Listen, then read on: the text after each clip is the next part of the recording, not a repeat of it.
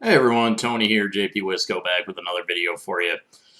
And as you can probably see, today I am just an absolute hot mess. Tokyo August is something you just have to experience to believe, quite honestly.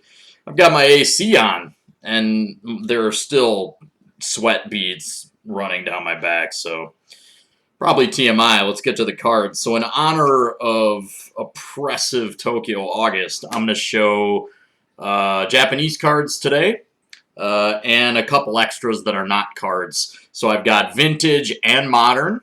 Let's start with some modern, because why not? First up, just a couple of LCS pickups here.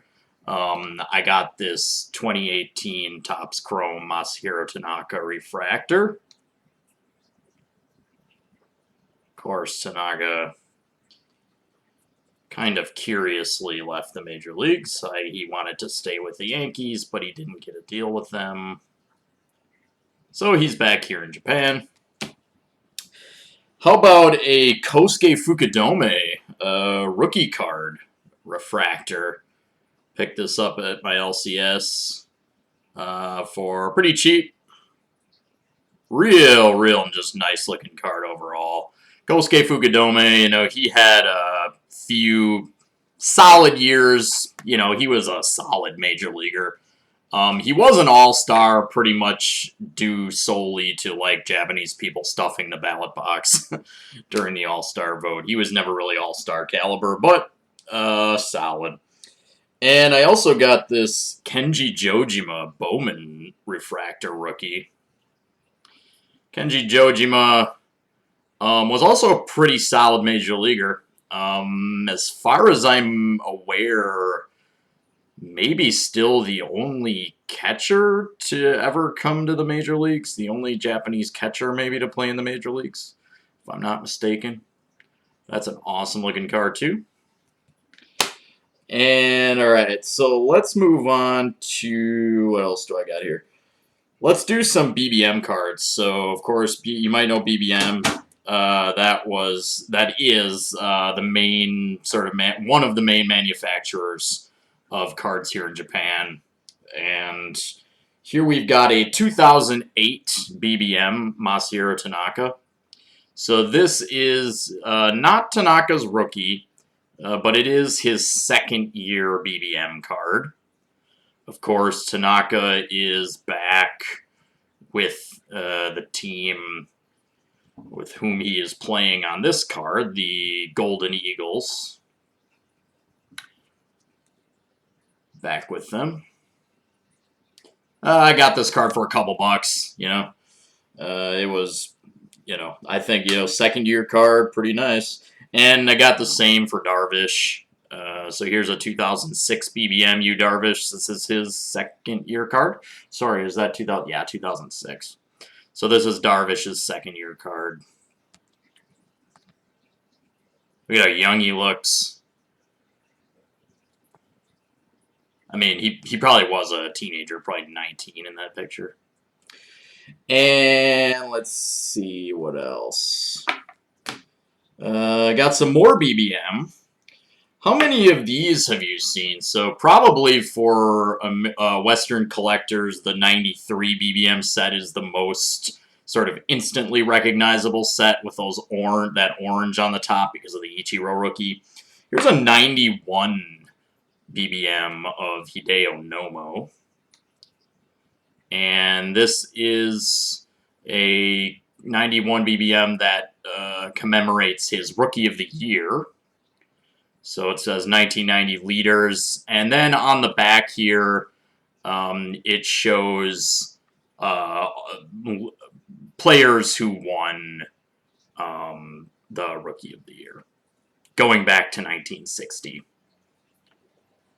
So these are nice. The cool thing, this is a 91 card, but of course the Japanese cards were not massively overprinted. There was no junk wax era in Japan, right? Even in 91, which I would say is kind of the height of the junk era in America, right? And let's see here. I got a 96 Bbm Hideki Matsui.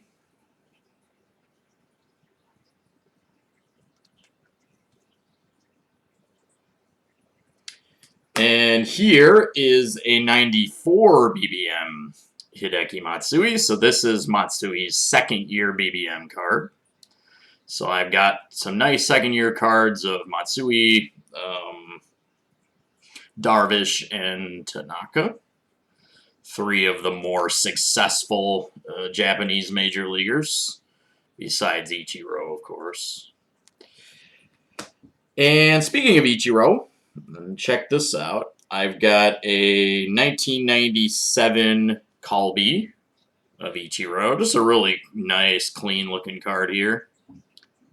This is about the size of the modern Colby, the sort of current Colby cards. However, as you might notice, the corners aren't rounded like they are now. But the size is pretty much the same. And here is a 1984 Colby card. So these were even smaller. They kind of dinked around with the size. In the 70s, they were basically uniform, and then they kind of dinked around with a couple different sizes. In 84, they were quite small. Or at least some of the cards were small, or maybe all of them. So if you can't immediately recognize him, this is Sadaharu O. So this is from 1984 Colby. The design, I really like the design on these. It kind of looks like 81 Topps with the little baseball hat down there. So this is card number 1, and it is O. This has the distinction of being a first-year manager card for O. So this was, 84 was the first year of his first stint as Giants manager. And speaking of Giants manager, I picked up this 1990 Lotte card, and this is of Tatsunori Hara, who is the current Giants manager, but this is a playing days card of his, but he is, in fact, the current manager of the Giants. And so, yeah, Lotte, this is the only card of this issue that I have. Lotte is actually a Korean conglomerate that nevertheless has a presence in Japan, a fairly prominent presence in Japan. So I have to do more research on these. I'm not really sure for how many years Lotte produced baseball cards, but they did in 1994, at least. Or sorry, 1990.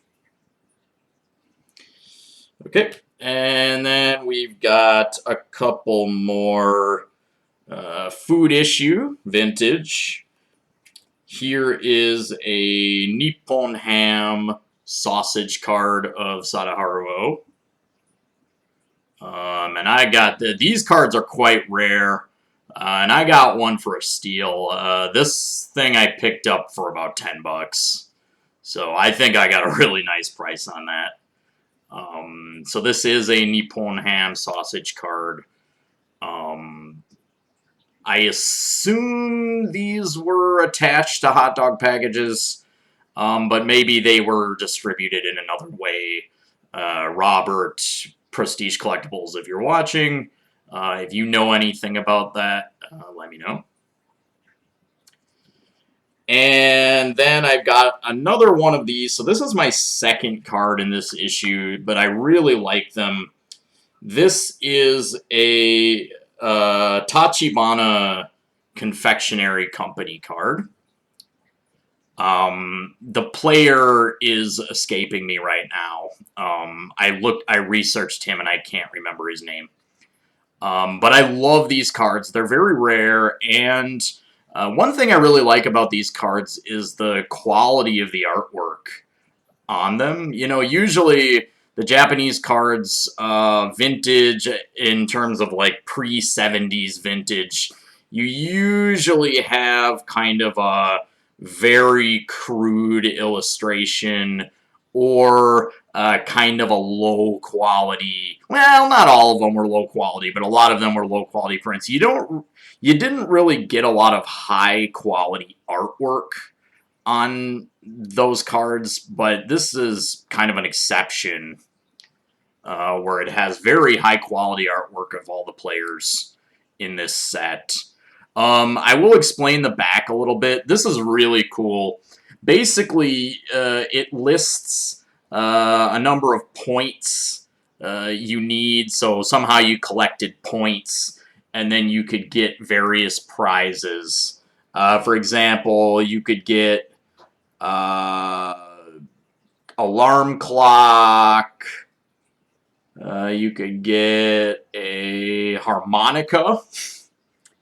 And, you know, just various little prizes by collecting points, probably from buying the candy and things like that. Okay, so that's it for the cards. I want to show you some really special stuff that I'm thrilled to have that are not cards. The first thing I want to show, this is actually, I picked this up yesterday at a vintage book fair. And it was a really, really awesome find. So I've got here a 1964 Yomiuri Giants picture book. And so as you, and Nagashima are on the cover here, of course, the biggest stars. So this is basically just a picture book that talks about the Giants and their players. So here's the team from 1964 on the back. So can you spot anyone you recognize? Of course, and Nagashima are on the back here. So this is the 1964 Giants team. I would open this thing up and show some of the artwork inside. Nah, why don't? What the heck? It kind of took me a while to get it back in this plastic sleeve thing, but so I'll just open it up and show you some examples of just the beautiful artwork in this book. And it's definitely for kids, you know, the page, it's kind of built like a kid's book from the States too, right? Like thick cardboard pages but yeah, I mean, this artwork is just absolutely phenomenal. So before I got this was $20.